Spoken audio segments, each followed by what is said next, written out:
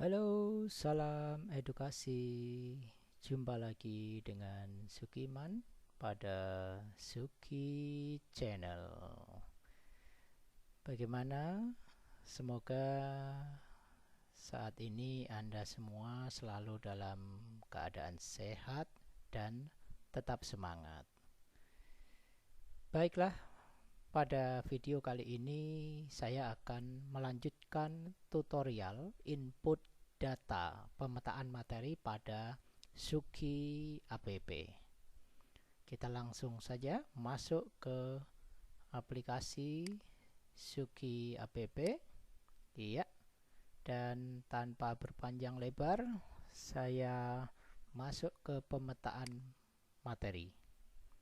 Dan pada video tutorial sebelumnya, saya sudah menjelaskan bagaimana input data pada pemetaan materi ini hingga input model pembelajaran. Dan kali ini saya akan memberikan cara bagaimana input penilaian, baik yang meliputi penilaian sikap, pengetahuan, dan keterampilan, kemudian input sumber belajar, input alokasi waktu, kemudian penomoran RPP, dan kegiatan pendahuluan dan kegiatan penutup. Inilah yang akan saya bahas pada video tutorial kali ini. Oke, dan langsung saja, bagaimana untuk input data pada penilaian. Saya akan mulai pada penilaian sikap. Iya. Dan apabila Anda klik pada kolom ini, kemudian di samping kanan akan memunculkan petunjuk ada anak panah, diklik, maka di situ akan memunculkan 3 pilihan untuk teknik penilaian sikap yang bisa Anda gunakan. Bisa observasi, bisa penilaian diri, bisa penilaian antar teman. Dan untuk teknik penilaian ini, Anda bisa memilih lebih dari satu caranya. Misalkan pada materi tentang aspek-aspek dan klasifikasi sila ini, untuk penilaian sikap Anda akan menggunakan teknik observasi dan penilaian antar teman. Maka yang pertama klik observasi, baru kemudian di kolom di bawahnya klik penilaian antar teman.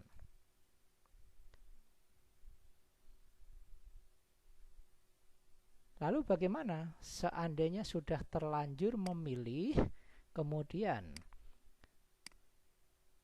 Anda ingin mengganti, berubah pikiran, oh ternyata penilaian antar teman ini belum perlu untuk materi ini atau kurang cocok dengan materi ini, dan Anda ingin penilaian diri atau hanya observasi saja. Baik, seandainya Anda ingin penilaian diri, mengganti dengan penilaian diri, cukup Anda klik lagi, ganti dengan penilaian diri.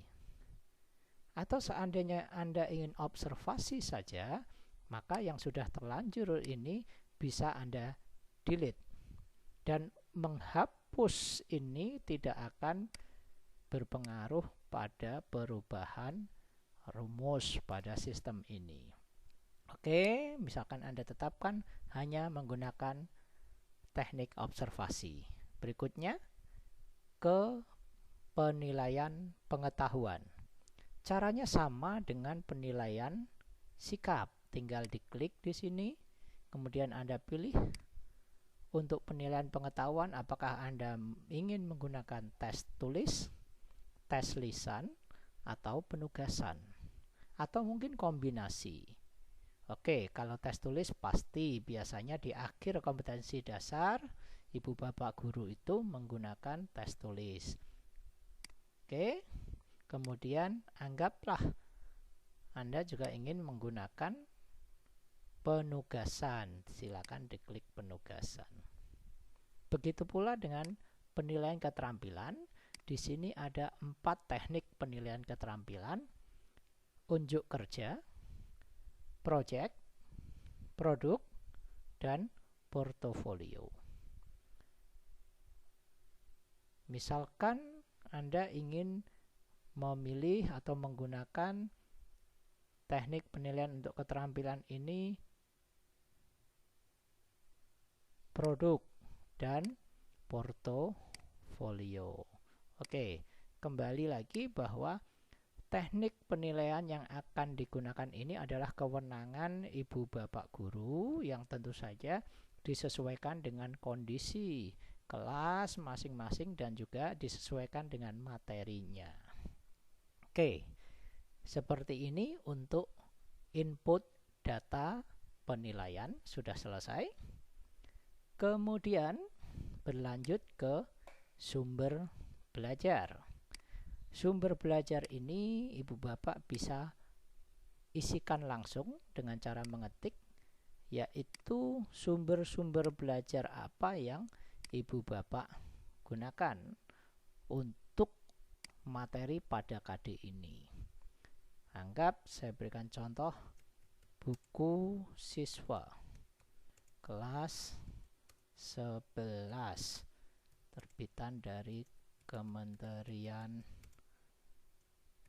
Pendidikan dan Kebudayaan, misalkan pada tahun 2017.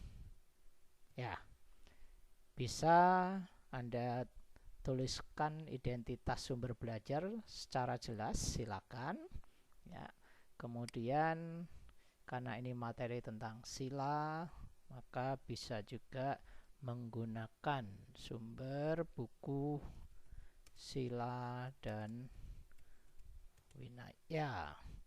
Anggap ini terbitan dari Yayasan Pendidikan Buddhis Nalanda tahun 2001. Ini contoh saja ya. Kemudian ada sumber-sumber yang lain, silakan diisikan di sini. Dan untuk sumber belajar ini ibu bapak bisa mengisikan di sini sampai 5 sumber belajar. Oke, itu untuk sumber belajar. Dan sekarang ke alokasi waktu. Nah, alokasi waktu ini saya bagi dalam 2 kolom. Yang ini masih kosong dan yang sampingnya yang ada angka 00-nya ini. Yang ada angka 00-nya ini adalah rumus. Jadi tidak perlu diisi. Yang diisi adalah yang kolom M ini. Nah, bagaimana mengisinya? Mengisinya ini adalah berdasarkan materi pembelajaran. Oke, saya geser lagi ke sini. Saya ingin melihat bahwa ada 3 materi pembelajaran. Yang pertama moralitas, aspek-aspek sila, dan klasifikasi sila. Baru kemudian melakukan penilaian akhir KD. Nah, disinilah ibu bapak guru akan memetakan berapa waktu yang dibutuhkan untuk pembelajaran tentang moralitas ini. Aspek-aspek sila berapa, klasifikasi sila berapa, dan untuk penilaian berapa. Oke, langsung saya isikan di sini. Anggap untuk pertemuan tentang moralitas ini butuh 6 jam pelajaran. Kalau SMA 6 jam pelajaran itu berarti 2 kali tatap muka. Aspek-aspek sila misalkan cukup 1 kali tatap muka. Klasifikasi sila misalkan 6 kali tatap muka, dan penilaian 1 kali tatap muka. Maka perlu diisikan di sini. 6 cukup ditulis angkanya saja, nggak usah dikali dengan 45 menit atau 40 menit atau 35 menit. kemudian tadi untuk materi pembelajaran yang kedua 3, yang ketiga tadi 6, kemudian untuk penilaian butuh 1 kali pertemuan berarti 3. Oke, otomatis akan menjumlahkan satu pasang KD ini membutuhkan waktu 18 jam pelajaran, atau kalau di SMA itu adalah 6 kali tatap muka. Oke, sampai di sini untuk input alokasi waktu. Selanjutnya, bagaimana membuat penomoran pada RPP. Nah, sedikit saya mengingat kembali bahwa setiap materi pembelajaran ini maka akan menghasilkan satu RPP. Ya, satu materi pembelajaran, satu RPP. Kalau untuk pasangan KD ini ada 3 materi pembelajaran, berarti nanti yang dihasilkan adalah 3 RPP. Nah, dan RPP itu supaya lebih mudah membedakan antara yang satu dengan yang lainnya, selain nanti judul materi pembelajarannya berbeda, biar lebih mudah untuk mengurutkan, juga bisa kita berikan penomoran.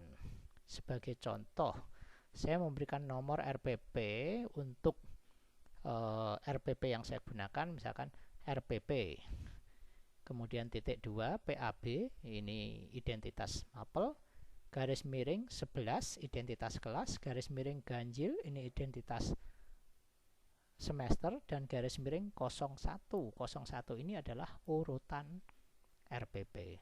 Sehingga kalau menggunakan ini untuk RPP selanjutnya nanti nomornya adalah 02. Jadi cukup di copy saja, atau paling mudah langsung ditarik di sini. Tarik ke bawah sampai 3 sampai 4 penilaian boleh. Oke.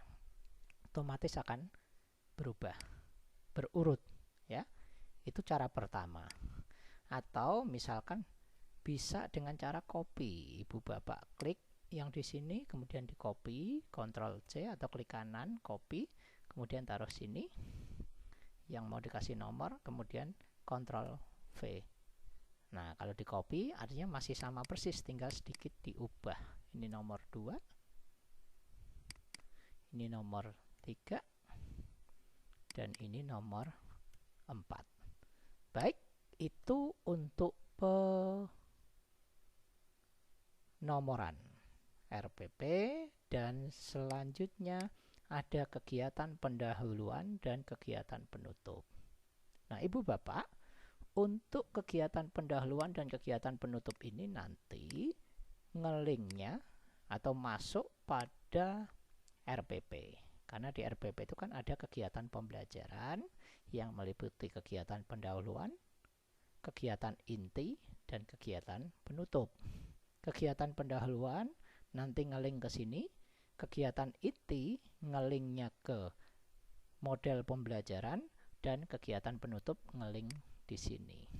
Nah, di sini saya sudah tuliskan untuk kegiatan pendahuluan ya. Barangkali ibu bapak sudah cocok, berarti nggak perlu diubah lagi. Tetapi kalau ada sesuatu yang perlu diubah, monggo silakan diubah saja ya.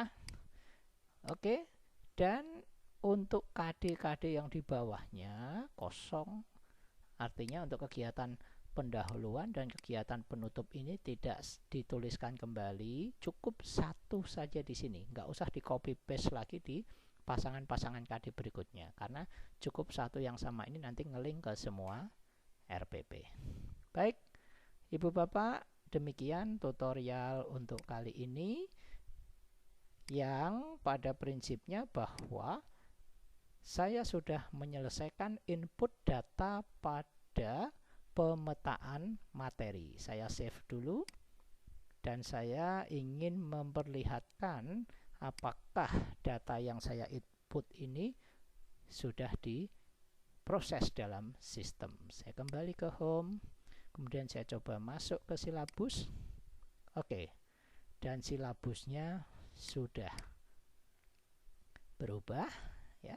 Silabusnya sudah berubah, semua sudah lengkap. Kemudian saya coba masuk ke program tahunan. Program tahunannya masih belum, karena di sini indikator pencapaian kompetensi saya belum input data pada IPK. Nah, ini nanti akan terisi dengan baik kalau IPK-nya sudah di input datanya. Saya lihat di RPP, coba. Di RPP, model pembelajaran sudah lengkap. Kemudian ini juga sudah lengkap. Iya. Kegiatan pendahuluan, kegiatan inti, dan kegiatan penutup sudah ada. Hanya saja ini nanti akan kita bahas yang kosong-kosong ini pada tutorial ketika kita membahas tentang output data. Oke, artinya apa? Bahwa input data yang saya lakukan pada menu pemetaan materi sudah berhasil. Baik, Ibu Bapak, demikian tutorial kali ini. Terima kasih atas perhatiannya, dan tetap jaga kesehatan, tetap semangat. Salam edukasi, salam Suki dari Sukiman.